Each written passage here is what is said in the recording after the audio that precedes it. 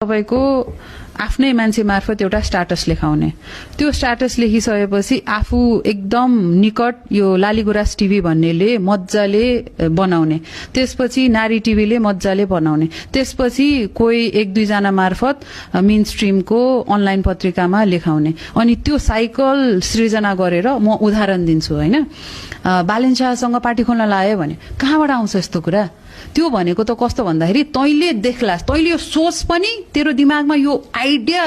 आए पनि म यसलाई I will beat it down भन्ने लेभलको सबमिसनमा गर्न खोजेको हो यसले त मेरो काम भन्दा पनि बढी यो मिसइन्फर्मेसनलाई चिर्दैमा मेरो समय गयो नि त हैन यस्तो त कतिचोटी पटक पटक भयो प्रश्न केन्द्रीय समितिमा राखिन्छ त्यसको उत्तर सोशल मिडियामा आएर नेतृत्वले दिन्छ त्यो त गलत भयो